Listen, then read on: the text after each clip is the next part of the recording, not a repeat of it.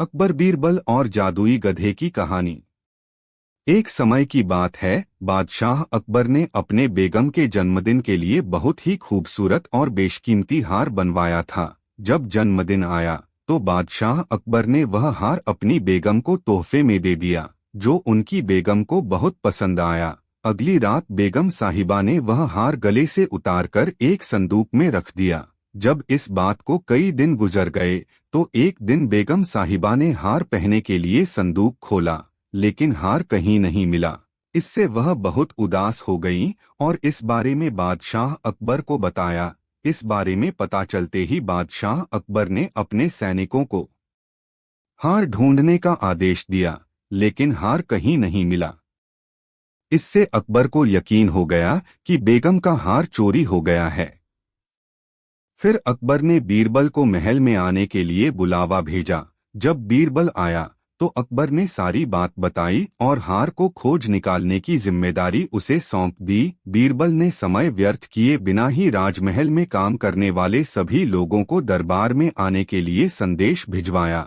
थोड़े ही देर में दरबार लग गया। दरबार में अकबर और बेगम सहित सभी काम करने वाले हाजिर थे, लेकिन बीरबल दरबार में नहीं था। सभी बीरबल का इंतजार कर ही रहे थे कि तभी बीरबल एक गधा लेकर राज दरबार में पहुंच जाता है। देर से दरबार में आने के लिए बीरबल बादशाह अकबर से माफी मांगता है। सभी सोचने लगते हैं कि बीरबल गधे को लेकर राज दरबार में क्यों आया है। फिर बीरबल बताता है कि यह गधा उसका दोस्त है और उसके पास जादुई शक्ति है। यह शाही हार चुराने वाले का नाम बता सकता है। इसके बाद बीरबल जादुई गधे को सबसे नजदीक वाले कमरे में ले जाकर बांध देता है और कहता है कि सभी एक एक करके कमरे में जाएं और गधे की पूंछ पकड़कर चिल्लाएं, जहां पनाह मैंने चोरी नहीं की है। साथ ही बीरबल कहता है कि आप सभी की आवाज दरबार तक आनी चाहिए। सभी के पूंछ पकड़कर चिल्लाने के बाद आखिर में गधा बताएगा कि चोरी किसने की है। इसके बाद सभी कमरे के बाहर एक लाइन में खड़े हो गए और एक एक करके सभी ने कमरे में जाना शुरू कर दिया। जो भी कमरे के अंदर जाता तो पूंछ पकड़कर चिल्लाना शुरू कर देता, जहां पनाह मैंने चोरी नहीं की है। जब सभी का नंबर आ जाता है तो अंत में बीरबल कमरे में जाता है और कुछ देर बाद कमरे से बाहर आ जाता है।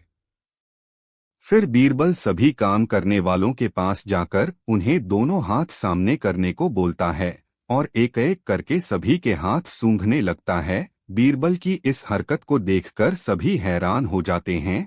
ऐसे ही सूंघते सूंघते एक काम करने वाले का हाथ पकड़कर बीरबल जोर से बोलता है, जहां पनाह इसने चोरी की है। ये सुनकर अकबर बीरबल से कहते हैं, तुम इतने यकीन के साथ कैसे कह सकते हो कि चोरी इस सेवक ने ही की है? क्या तुम्हें जादुई गधे ने इसका नाम बताया है? तब बीरबल बोलता है, जहां पनाह यह गधा जादुई नहीं है। यह बाकी गधों की तरह साधारण ही है। बस मैंने इस गधे की पूंछ पर एक खास तरह का इत्र लगाया है। सभी सेवकों ने गधे की पूंछ को पकड़ा, बस इस चोर को छोड़कर, इसलिए इसके हाथ से इत्र की खुशबू नहीं आ रही है।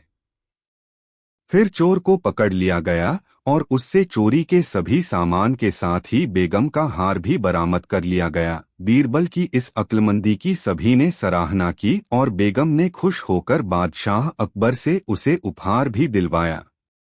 कहानी से सीख। इस कहानी से यह सीख मिलती है कि बुरे काम को कितना भी छुपाने की कोशिश करो, एक दिन सबको पता चल ही जाता है। इसलिए बुरे काम नहीं करने चाहिए।